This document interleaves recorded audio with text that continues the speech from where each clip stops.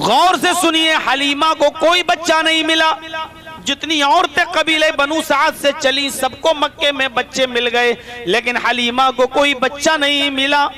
میں اس کو الٹا بھی بول سکتا ہوں، مکے میں سارے بچوں کو دودھ پلانے والی دایائیں مل گئیں، محمد کو کوئی دایا نہیں ملی. سب بچوں کو لے کر چلنے لگی. حلیمہ نے کہا مجھے کوئی بچہ نہیں ملا، چلو اسی کو لے لیتی ہوں جس کو چھوڑ کے آئی ہوں، محمد ہی کو لے لیتی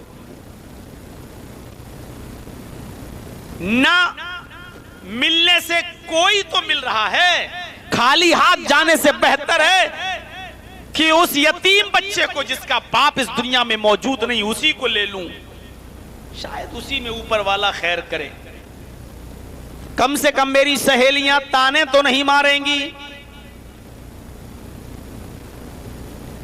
حلیمہ اسی گھر میں آتی ہے اور آمنہ سے کہتی ہے، آمنہ لا اپنا بچہ مجھے دے دے، جو تجھے اوپر والا میسر کرے وہی تو مجھے مزدوری میں دے دینا، میں خالی ہاتھ نہیں جانا چاہتی، اپنے بچے کو مجھے دے دے.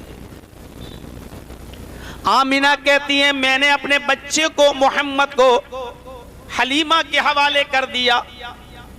اب ساری عورتیں پھر قبیلے بنو سعد میں لوٹنے لگیں، جانے لگیں، اپنی اپنی سواریوں پر بیٹھیں اور قبیلے بنو سعد کی طرف روانہ ہو گئیں. میری جو سواری تھی جس پر سوار ہو کر میں آئی تھی، وہ سواری جو راستے میں ہانپنے لگتی تھی، تھک جاتی تھی، سستانے لگتی تھی، اس کے چکر میں ساری عورتوں کو ویٹ کرنا پڑتا تھا، انتظار کرنا پڑتا تھا. جب میں نے محمد کو اپنی گود میں اٹھایا اور اس کو لے کر جب میں سواری پر بیٹھی تو یہی مریل سواری، یہی کمزور اور نحیف سواری ہوا سے باتیں کرنے لگی، بڑی تیز اسپیڈ سے چلنے لگی، تھکنے کا نام نہیں لیتی. پیچھے سے میری سہیلیاں آواز دینے لگی، اے حلیمہ رک جا، تو ہم سب سے آگے کیوں جا رہی ہے؟ یہ تیری وہی اونٹنی ہے یا وہی گدھی ہے جس پر تو آئی تھی؟ ارے اب اس جانور کو، اب اس سواری کو کیا ہوا جو رکنے کا نام نہیں لیتی؟ حلیمہ کہتی میری سہیلیوں مجھے کچھ نہیں پتا، سواری بھی وہی ہے، مریل جانور ہے، جس سواری پر میں سوار ہو کے آئی میں نے چینج بھی نہیں کیا ہے، پتہ نہیں اس سواری میں ایسی طاقت کہاں سے آ گئی.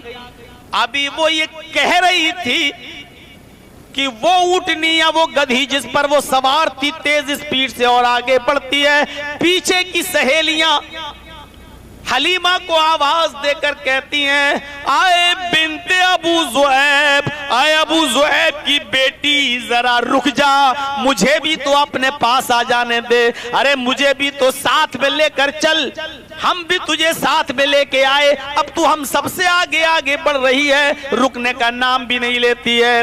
حلیمہ پیچھے مڑ کے کہتی ہے میں کیا کروں، میں اس سواری کو روک رہی ہوں لیکن یہ رکنے کا نام نہیں لیتی ہے. با خدا آئے میری سہیلیوں مجھے اس بچے میں کوئی برکت نظر آتی ہے، مجھے اس بچے میں کوئی برکت نظر آتی ہے، میں نے اس جانور کو، اس سواری کو کچھ نہیں کھلایا پلایا، پتہ نہیں یہ کیوں نہیں رک رہی ہے، ہوا سے کیوں باتیں کر رہی ہے، مجھے تو اس بچے میں کوئی خوبی نظر آتی ہے. یہ بچپنا تھا محمد رسول اللہ کا. حلیمہ جب اپنے قبیلے میں پہنچتی ہے اور اپنے گھر میں داخل ہوتی ہے تو حلیمہ کی ایک چھوٹی بیٹی تھی، اپنی بیٹی جس کا نام شیمہ تھا. حلیمہ کی ایک چھوٹی ایک بکری تھی جو بہت کمزور تھی، نحیف تھی، لاغر تھی، اتنا کم دودھ دیا کرتی تھی کہ اس بکری کا دودھ خود حلیمہ کی بیٹی شیمہ کا پیٹ نہیں بھر پاتا تھا. اس بکری کا دودھ حلیمہ کی بیٹی کو نہیں ہوتا تھا. حلیمہ کے شوہر نے کہا اے حلیمہ اب تو ایک بچے کو اور لے آئی، ہمارے پاس کھلانے پلانے کا کوئی سادن نہیں، ایک بکری ہے وہ بھی کمزور اور اتنا کم دودھ دیتی ہے جس میں ہماری بیٹی کا بھی پیٹ نہیں بھرتا، اب تو عبد المطلب کے پوتے کو بھی لے آئی، عبداللہ کے بیٹے کو بھی لے آئی، ابو طالب کے بھتیجے کو بھی لے آئی، آمینہ کے جگر کے ٹکڑے کو بھی لے آئی، اب اس بکری کا دودھ دونوں بچے کیسے پیئیں گے؟ ایک بچے کو تو ہوتا نہیں، اب دونوں بچے کیسے پیئیں گے؟ حلیمہ نے کہا میرے دو بیٹے ہیں، ایک بیٹی اور آمینہ کا بیٹا بھی اب میرا ہی بیٹا ہے، میں اس کو اپنی پستان کا دودھ بھی پلاؤں گی، میں اس کو اپنا دودھ بھی پلاؤں گی اور اس بکری کا دودھ بھی پلاؤں گی، برتن لاؤ۔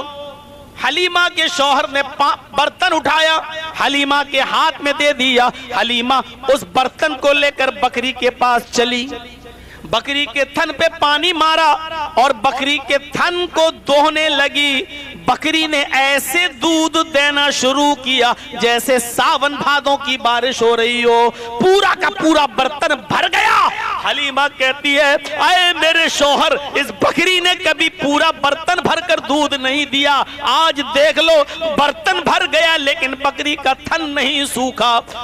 قسم با خدا مجھے اس بچے میں کوئی برکت نظر آتی ہے۔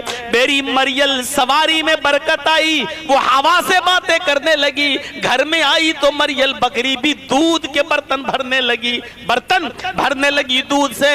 با خدا میں کسی اچھی روح کو لے کر آئی ہوں، کسی باسعادت بچے کو لے کر آئی ہوں، کسی بابرکت بچے کو لے کے آئی ہوں، با خدا مجھے اس بچے کے اندر ہی کوئی برکت نظر آتی ہے۔ یہ تھا حلیمہ سعدیہ کا اپنا بیان۔ سیرت النبی پڑھیے علامہ ابن ہشام کی، پرورش پاتے گئے، بڑھتے گئے، دودھ پیتے گئے، کبھی حلیمہ اپنا دودھ پلاتی، کبھی بکری کا دودھ پلاتی، دھیرے دھیرے محمد ابن عبداللہ کی عمر 4 سال ہو جاتی ہے، بعض سیرت نگاروں کی تحقیق کے مطابق 6 سال ہو جاتی ہے۔ عرب کے دستور کے مطابق وہاں کے لوگ بکریاں چرانے کا پیشہ اچھا سمجھتے تھے، اس لیے گاؤں کے بچے جنگل میں بکریاں چرانے گئے، حلیمہ کی بیٹی بھی جنگل میں بکریاں چرانے کے لیے گئی۔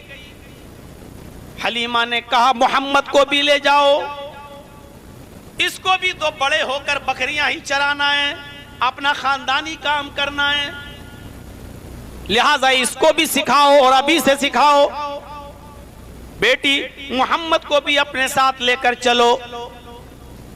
حلیمہ کی بیٹی شیمہ محمد کا ہاتھ پکڑتی ہے اور محلے کے گاؤں کے قبیلے کے لڑکوں کے ساتھ محمد ابن عبداللہ بھی جنگل میں چلے جاتے ہیں، بکریاں چرانا سیکھتے ہیں دوستوں کے ساتھ، اور حلیمہ کی بیٹی کے ساتھ جنگل کی فضاؤں میں گھوم رہے ہیں، بکریاں چرا رہے ہیں، کبھی اس گھاٹی کو دیکھتے، کبھی اس جھاڑی کو دیکھتے، کبھی بکریوں پر نظر ڈالتے۔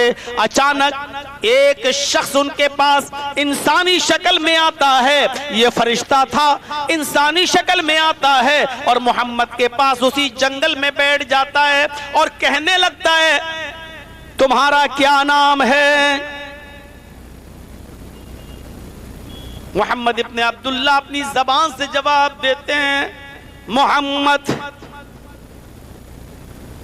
اس شخص نے محمد کا ہاتھ پکڑا اور ان کو پہاڑ کے دامن میں لے کر گیا۔